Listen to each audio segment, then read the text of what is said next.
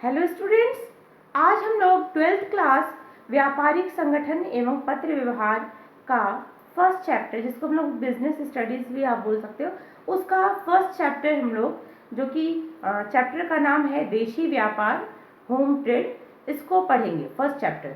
Home trade. पहले तो जानिए होम ट्रेड होता क्या है। वो व्यापार जो देश की सीमा के अंतर्गत ही किया जाता है, अपने देश किसी भी एक देश की सीमा के अंतर्गत ही किया जाता है, उसे देशी व्यापार कहा जाता है। देशी व्यापार क्षेत्र के हिसाब से स्थानीय, राज्यीय, अंतर्राज्यीय हो सकता है।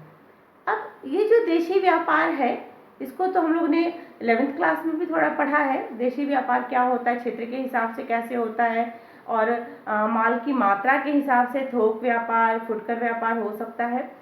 परंतु देशी व्यापार करते कैसे हैं, किया कैसे जाता है, इसका कोई भी देशी व्यापार करने के लिए जो फर्स्ट स्टेप होता है वो क्या करना होता है, जो सबसे पहले हमें क्या करना होता है। जब कोई भी व्यापारी व्यापार करने की सोचता है, किसी भी वस्तु का उसको व्यापार करना है, तो सबसे पहले वो क्या करेगा, पूछताछ करेगा, इंक्वायरी करेगा, कहाँ से उसको कच्चा माल या जिस वस्तु का वो व्यापार करना चाहता है वो वस्तु उसको उचित मूल्य पे मिलेगी। इसके लिए मैंने लिखा है पूछताछ करना, टू बी इंक्वायरी। व्यापारिक संगठन में ही जो पीछे के पोर्शन है पत्र व्यवहार वाला, उसमें भी ये सारे टॉपिक्स आए हुए हैं। इंक्वायरी हम लोग करते हैं, पूछताछ करते हैं,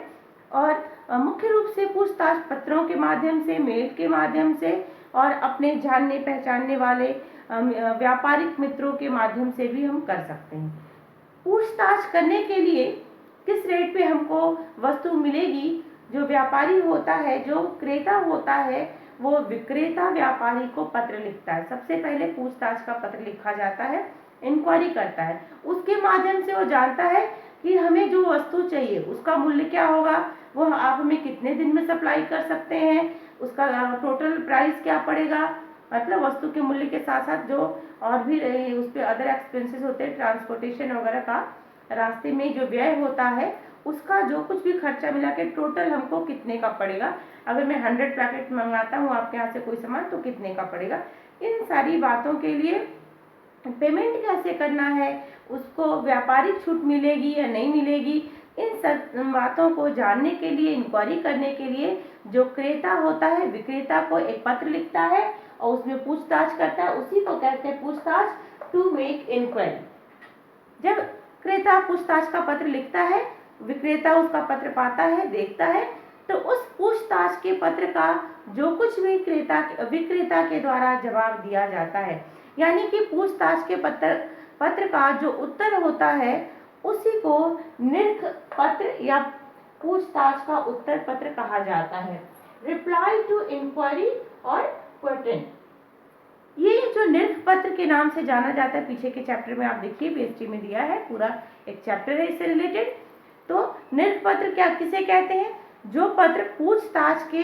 पत्र के जवाब में, उत्तर में लिखा जाता है, उसे ही निर्ख पत्र कहते हैं। इसमें विक्रेता पूछे गए माल का पूरा डिटेल, उसका कितने प्रकार के उसके पास माल हैं, उनका प्राइस रेट क्या है, कितना वो उसको व्यापारिक छूट देगा, कितना नगद छूट देगा, कुल उसका मूल्य क्या होगा, भुगतान करने का तरीका क्या होगा, सबके बारे में संपूर्ण विवरण विक्रेता क्रेता को भेजता है। आपने पूछताछ कर लिया, पूछताछ का आपको जवाब भी मिल गया, फिर माल के लिए आदेश देना। यदि क्रेता निर्ख पत्र से सेटिस्फाइड होता है, उसे जिस मूल्य पे वस्तु चाहिए होती है, जिस टर्म कंडीशन पे उसको वस्तु चाहिए होती है, अगर विक्रेता उस टर्म कंडीशन पे उसको वस्तु देने को तैयार हो जाता है और निर्ख पत्र को पढ़कर उससे क्रेता संतुष्ट होता है, तो उसके बाद वो विक्रेता को जहाँ से भी उसको माल खरीदना है उनको ऑर्डर देता है, हमें कितने पैकेट चाहिए, कितने दिन में चाहिए, ये माल के लिए आदेश देना, प्लेसिंग ऑफ एन ऑर्डर, माल का ऑर्डर देता है। इस माल का जो ऑर्डर देने का जो लेटर लिखता है, माल के आदेश के लिए जो पत्र लिखता है, उसमें सिर्फ माल का आदेश नहीं लिखा होता है, माल के आदेश के साथ आपको किस ब्रांड का चाहिए, किस कलर डिजाइन का चाहिए वो भी लिखिए, उसका आकार प्रकार, वस्तु के बारे में जिसका आप क्रय कर रहे हैं संपूर्ण उसका विवरण होना चाहिए। अदरवाइज विक्रेता आपको किसी भी ब्रांड का प्रोडक्ट दे देगा, किसी मूल्य का मिल जाएगा, तो बाद में उसका भुगतान करने में असुविधा होगी। तो आदेश पत्र में माल का संपूर्ण विवरण होना चाहिए, भुगतान करने का तरीका, टाइमिंग, उसके बारे में भी कब आप पेमेंट करेंगे, वो सब कुछ डिटेल में लिखा होना चाहिए। जब माल का ऑर्डर दे देते हैं तो फिर विक्रेता क्या करता है, जैसे ही विक्रेता को आदेश पत्र की प्राप्ति की सूचना देना, उसको आपका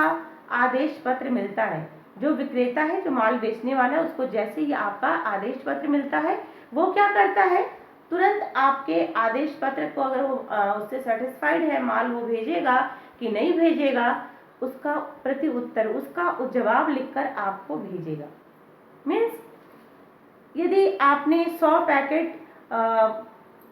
पैकेट सिल्क की साड़ियों का ऑर्डर दिया है सपोज, अगर विक्रेता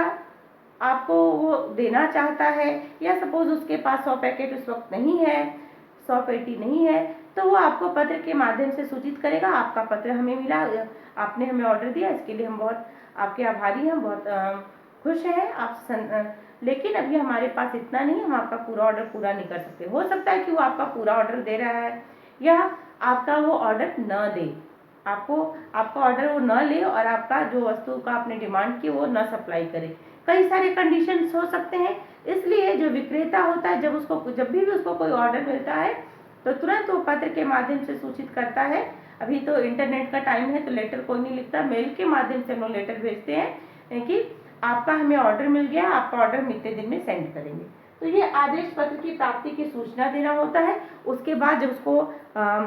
सूचना दे देता है कि हम आपका माल भेजेंगे 10 डेज में, 15 डेज में, फिर क्या करता है विक्रेता कि उसके लिए माल वगैरह एकत्र करता है। अगर नगद भुगतान होना है, कैश पेमेंट मिलना है, तब तो विक्रेता को कोई टेंशन नहीं रहती है, लेकिन यदि पेमेंट नगद में ना मिलके उधार मिलना होता है, तब उसको जो विक्रेता होता है, क्रेता के बारे में बहुत सारी जानकारी प्राप्त करता है, कहीं ऐसा तो नहीं कि उसका पेमेंट फंस जाएगा, वो सब इंक्वायरी करने के बाद ही तब माल भेजता है। उसके लिए जो जो पत्र लिखे जाते हैं और जो देशी व्यापार का स्टेप है, नेक्स्ट वीडियो में